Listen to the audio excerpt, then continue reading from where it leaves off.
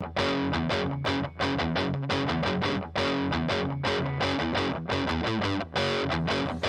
evening, money mavens! Tonight we're spilling the tea on the most dramatic relationship in economic history, the world and its money. Yes, we're talking about the Bretton Woods era, the post-war power couple that made currencies behave until the breakup hard round the world.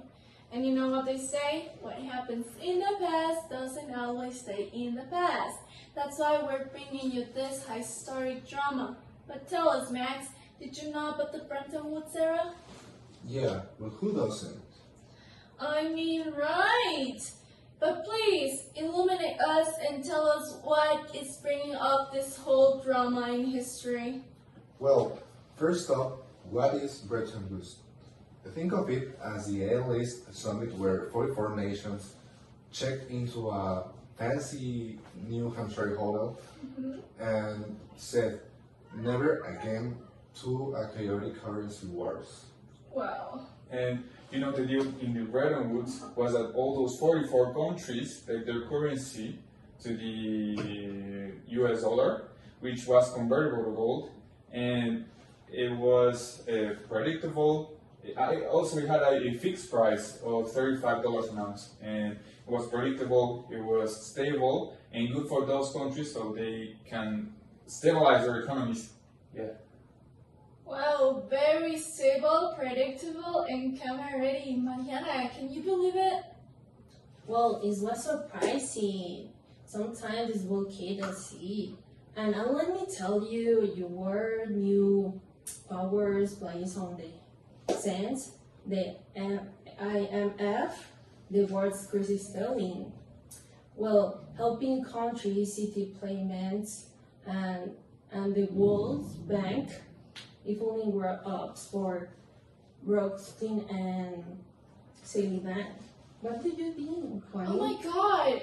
I mean, it's so frustrating about learning this new stuff, but something curious Rodrigo was telling me behind scenes about something more spicier about those power characters that you were mentioning. What was it, Rodrigo? So, the treasury of the US, Dexter White, something like that, and Keynes, which was Britain, he was gay, or he was openly gay. He was openly gay. That was spicy because it just made those clash into their. It was not only economically opinions. It was also some personal opinions and values that were clashing into the Bretton Woods and all the treatment they were having. It was just so dramatic. They were not happy with each other, and that was just so chaotic.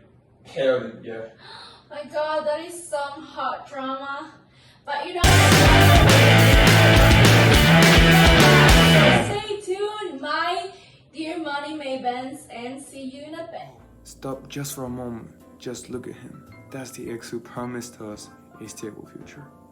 Oh, Bretton Woods, we were so young, we were so naive back in 1944. Their grand, ridiculous love plan. The gold exchange standard. They said, oh, the dollar is so stable because it's tied to gold. And you, my darling, you tied yourself to the dollar.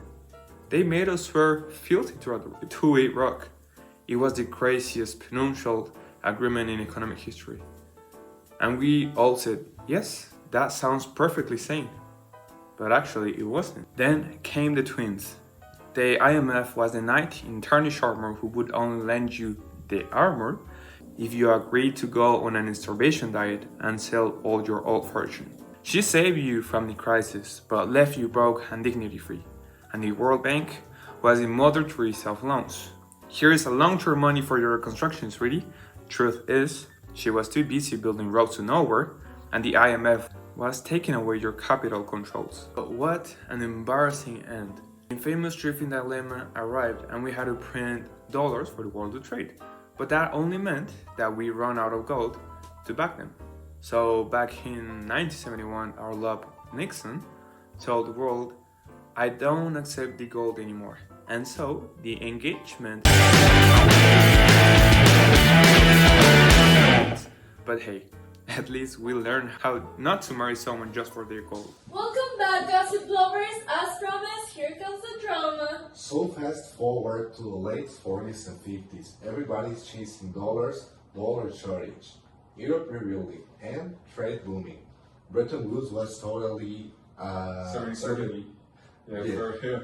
And by 1958, It was so there chic. was for European countries which hit the current account convertibility, and that was a huge blow up and a good moment for Europe. So true, the rumors, the 60s come along and people were watching.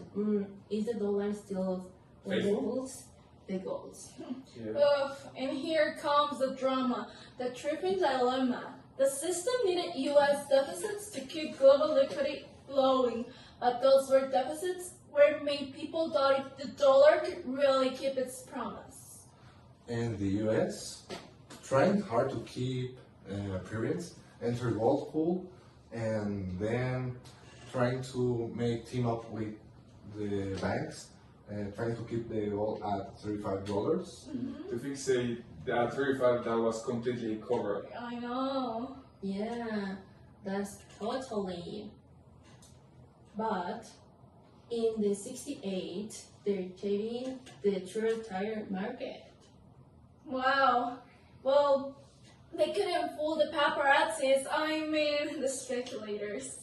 Yeah, like they were keeping circling, and eventually the confidence just broke. And they keep the gold at 35, so. Hold to your seats tightly, because we are reserving some more drama and a special. Hello, Money Mavens. We're bringing you the combo everyone's been waiting for. Yes, the Bretton Woods squad. Those financial twins are still serving drama, and their receipts are hot. But first up, in today's showcase, the IMF, the star player tool, it changed the game after the original system crashed in 1971. The tripping dilemma hit hard, the US couldn't flood the world with dollars and keep them convertible to gold. Nixon said, bye, gold window, and boom, we entered the age of floating exchange rates. Big system dead. IMF is still thriving. But check out the global. The IMF now manages financial stability, sovereign debt in floating world, and don't forget the World Bank, your go-to package for long-term projects, climate finance, digitalization, and CDGs. They add up to everything. Short, covered, and still messy. The US still flexes better power like a true drama queen of the show. But the history highlight is that in 1997 Asian financial crisis, the IMF rolled out emergency loans with strict conditions. Results mixed. Drama, lessons, and yes, austerity that everyone's still talking about. A complete package of history and global tea. But the premium corporation, beautiful people, is that the IMF gives us macro stability and short-term liquidity, while the World Bank gives us long-term projects and poverty reduction. Different lanes, same global runway, plus they all collaborate on programs like the FSAP, only one for your financial glow up. And today, from COVID rescue packages to tackling global inequality and geopolitical competition, Bretton Woods isn't just history, it's still serving looks, solving problems, and yes, the drama never ends. Choose which one you'll be taking home. See you back on set. And now, time for some insider Opinion about Bretton Woods that was a really good system to establish the economic in the USA. I think that wasn't perfect, but I think that was a good step to establish the economy, and I think that was a good way to the economy after the Second War. And after the Second War, people feel really confident with this system, and the other countries at the same time feels very confident with that, and with other currency and the dollar in the same. As a cost analyst, I think that was a really good system. Wasn't perfect, but I think that that helped a lot to establish the economy, and I think that with this system, United States and the other countries has a really good the economic development. So there you have it, Bretton Woods, the A-list summit, the power couple, the trust issues, and the ultimate economic breakup. And even decades later, it still shapes how we think about money, currency, and confidence.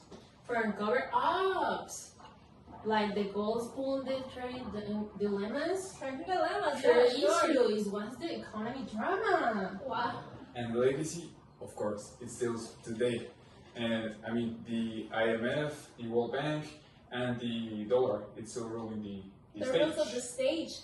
And that's it for today, Money Mavens. Thank you for watching us. Don't forget to subscribe and stay tuned for next week's episode because we're bringing more drama on the economic world.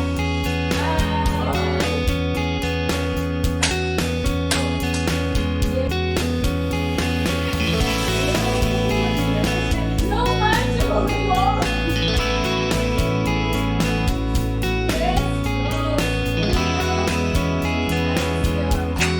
Welcome back, Gossip Lovers! No, no, no.